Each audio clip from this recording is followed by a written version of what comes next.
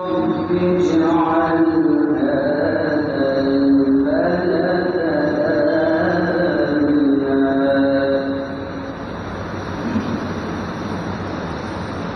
رب اجعل هذا البلد آمنا واجنبني وبني أن نعبد الأصنام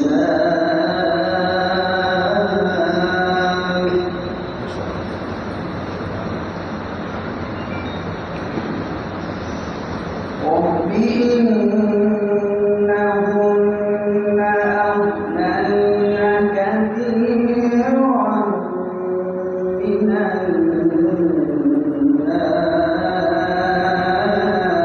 الناس فمن تبعني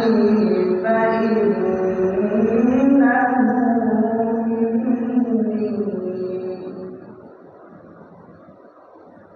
ومن عصاني فإنك غفور رحيم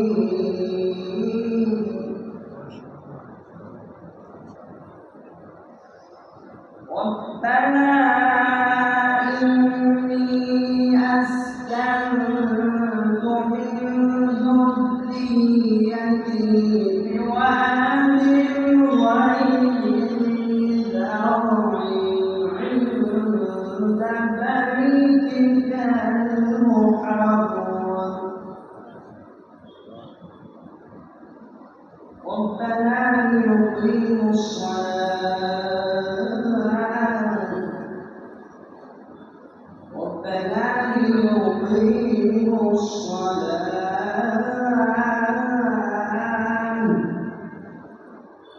ربنا ليقيموا الصلاة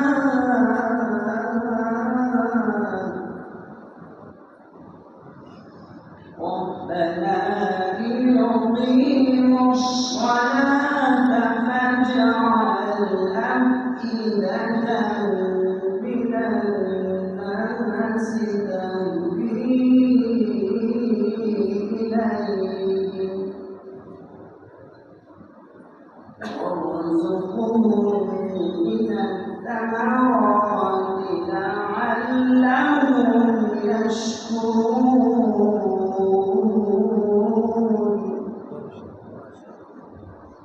ربنا إنك تعلم ما نخفي وما نعلن وما يخفى على الله من شيء في الأرض ولا في السماء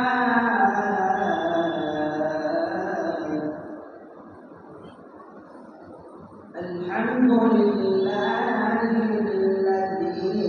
وهب لي على الكبر إسماعيل وإسحاق إن ربي لسميع الدعاء